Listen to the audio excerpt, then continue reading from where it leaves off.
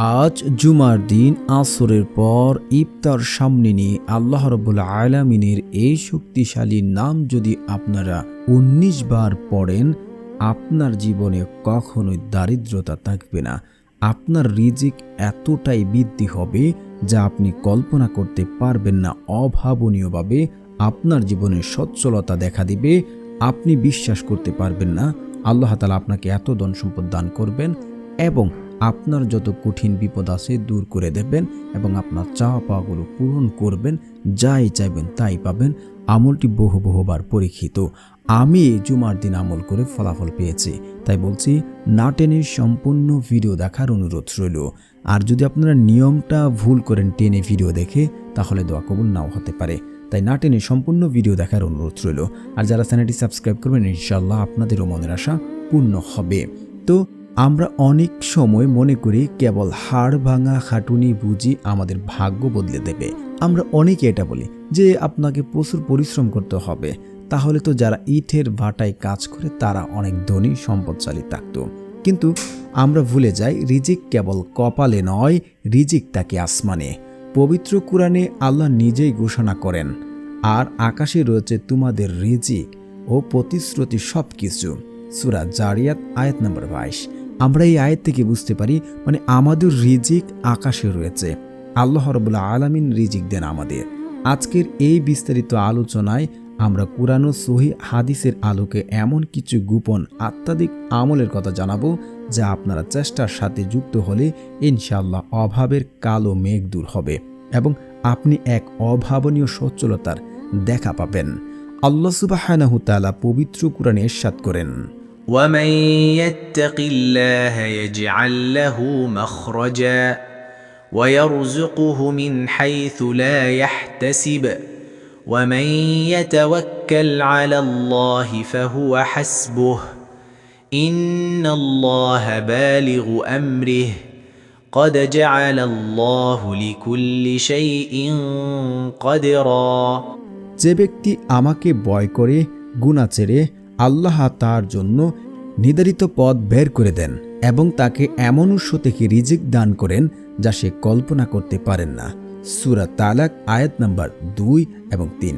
রাসূল সাল্লাল্লাহু আলাইহি ওয়াসাল্লাম বলেছেন, যে ব্যক্তি নিয়মিত ইস্তিগফার ক্ষমা প্রার্থনা করবে, আল্লাহ তাআলা তাকে প্রতিটি সংকট থেকে উত্তরণের পথ দেখাবেন।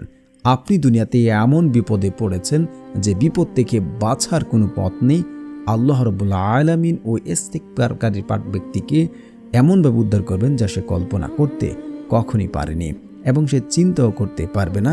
তার সব দুশ্চিন্তা দূর করে দেবেন এবং তাকে অভাবনীয় উৎস থেকে রিজিক দান করবেন। আপনারা আবু দাউদ হাদিস নাম্বার 1518টা একটু যাচাই করে দেখবেন। মানুষের জীবনের রিজিক বৃদ্ধির সবচেয়ে বড় বাধা হলো গুনাহ। গুনাহ মাফ হলে রিজিকের রাস্তা এমনিতেই খুলে যায়। অনেকে চেষ্টা করেন, ভাগ্য খুলে না। হয়তো আপনার পূর্বের পাপ বা আপনার অতীতের পাপ বা আপনি বর্তমানে কোনো পাপে লিপ্ত আছেন যার জন্য রিজিকের দরজা খুলছে না। ইসলামের শরিয়াতে আল্লাহ তাআলার নৈকট্য লাভের অন্যতম শ্রেষ্ঠ সময় হলো ইফতারের পূর্ব মুহূর্ত। সারাদিন ক্ষুধার্ত ও তৃষ্ণা থেকে বান্দা যখন আল্লাহর হুকুমের পালনের খাবার সামনে বিনীতভাবে বসে থাকে, তখন আসমানে ফেরেশতাদের কাছে আল্লাহ তাআলা গর্বভরে নিজের বান্দার প্রশংসা করতে থাকেন।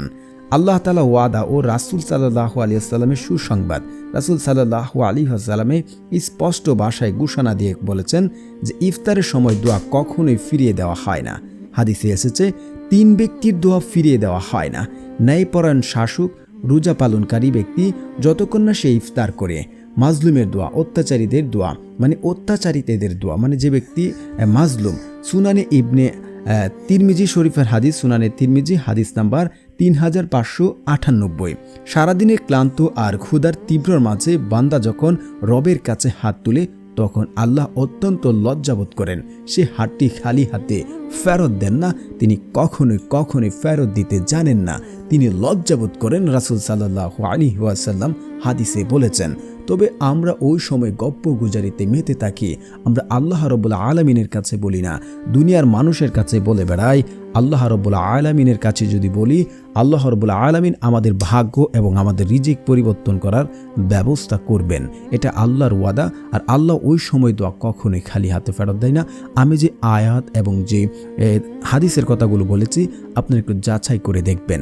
তো এখন কথা হচ্ছে, আমল দ্বারা কিভাবে ফলাফল পাবেন, কখন আমল করলে এবং কোন পদ্ধতিতে আমলটি করবেন। যেহেতু মাহে রমজান, আমলটি কিভাবে করবেন, আমলটির নিয়ম। মাহে রমজান ইফতার সামনে নিয়ে তার আগে আপনারা উত্তম রূপে উজু করে আসবেন। উজু করে এসে ইফতার সামনে নিয়ে আগে ইফতারগুলো মাখবেন। তারপরে হচ্ছে আপনারা ইস্তেগফার পড়বেন, কারণ ওই সময় ইস্তেগফারের অনেক ফজিলত। আপনাদের আগেও বলেছি যে আপনারা তিরমিজি বা আবু দাউদের হাদিস নাম্বার 1518 একটু যাচাই করে দেখবেন।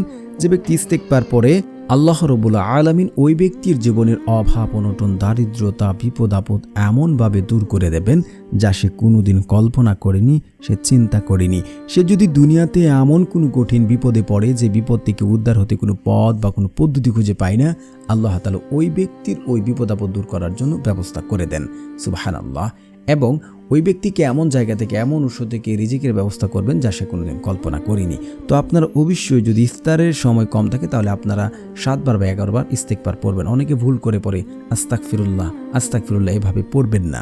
আপনারা পড়বেন আস্তাগফিরুল্লাহ আস্তাগফিরুল্লাহ আস্তাগফিরুল্লাহ আস্তাগফিরুল্লাহ, এভাবে পড়বেন। তারপরে হচ্ছে আপনারা অবশ্যই একবার হলেও আয়াতুল কুরসি পড়বেন। অনেক ফজিলত। যে ব্যক্তি আয়াতুল কুরসি পড়ে, সে ব্যক্তি মৃত্যুবরণ করার সাথে সাথে জান্নাতে চলে যায়। তো যারা পারেন না, আমার সাথে শুনলেও হবে ইনশাআল্লাহ। আল্লাহু লা ইলাহা ইল্লা হুয়াল হাইয়ুল কাইয়্যুম লা তাখুযুহু সিনআতু ওয়ালা নাওম লাহু মা ফিস সামাওয়াতি ওয়া মা ফিল আরদ মান জাল্লাযী ইয়াশফাউ ইনদাহু ইল্লা বিইজনিহি ইয়ালামু মা বাইনা আইদিহিম ওয়া মা খালফাহুম ওয়া লা ইউহিতুনা বিশাইয়্যিন মিন ইলমি ইল্লা বিমা শাআ ওয়াসিয়া কুরসিয়ুস সামাওয়াতি ওয়াল আরদ ওয়া লা ইয়াউদু হিফযুহুমা ওয়া হুয়াল আলিয়্যুল আযীম।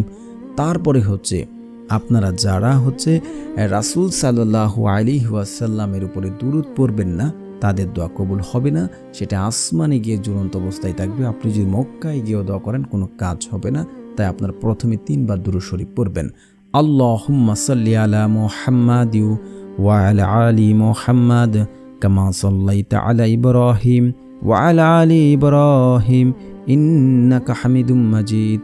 আল্লাহুম্মা বারিক আলা মুহাম্মাদ ওয়া আলা আলি মুহাম্মাদ কামা বারাকতা আলা ইব্রাহিম ওয়া আলা আলি ইব্রাহিম ইন্নাকা হামিদুম মাজিদ। তারপরে হচ্ছে আপনারা অবশ্যই একবার সূরা ফাতিহা পড়বেন।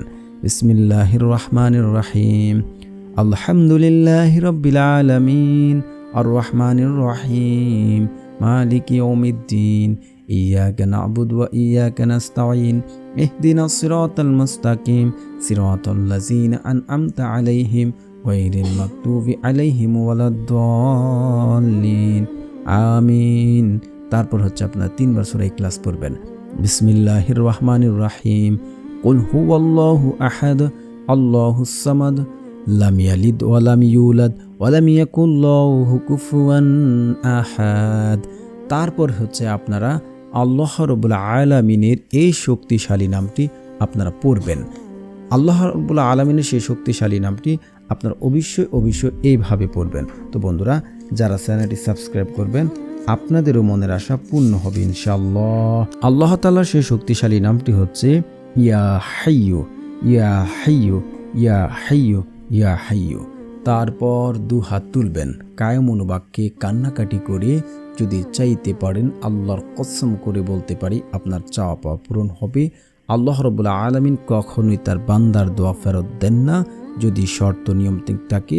3 ভাবে দোয়া কবুল করেন। এক হচ্ছে আপনি যা চাইবেন দুনিয়াতে আল্লাহ তাআলার সাথে সাথে তা দান করে দেবেন, নয়তোবা আপনার জন্য আখিরাতের জন্য রেখে দেবেন, নয়তোবা তার চেয়ে বড় কোনো বিপদ আপদ আসতো, এই দোয়ার মাধ্যমে আল্লাহ তাআলা সেই বিপদ আপদ দূর করে দেবেন। তো দোয়া কখনো বিফলে যায় না যদি নিয়ম শর্ত ঠিক থাকে। শর্ত কি আপনাকে মানতে হবে, যার কারণে 99% মানুষেরই দোয়া কবুল হয় না। এক হচ্ছে যে ব্যক্তি 5 ওয়াক্ত নামাজ পড়বে না, সে আমল কোনোভাবে গ্রহণযোগ্য হবে না। যে ব্যক্তি পিতামাতার কথা শুনে না, তার দোয়া কবুল করা হবে না। এবং যে ব্যক্তি হচ্ছে আত্মীয় স্বজন চিহ্নিতকারী ব্যক্তি দোয়া করে, ওই ব্যক্তি দোয়া কবুল করে না। এবং যে ব্যক্তি আমল করে তাড়াহুড়া করবে, আমার দোয়া কেন কবুল হচ্ছে না, আমি কেন ফলাফল পাই না, ওই যে কথাবার্তা বলছে, ওই ব্যক্তির দোয়া আল্লাহ রাব্বুল আলামিন কখনোই কবুল করবেন না, কখনোই করবেন না। তো আপনার এই নিয়ম এবং শর্ত মেনে যদি আমল করেন, আল্লাহর কসম করে বলছি আপনার চাওয়া পাওয়া আল্লাহ রাব্বুল আলামিন কবুল করবেন।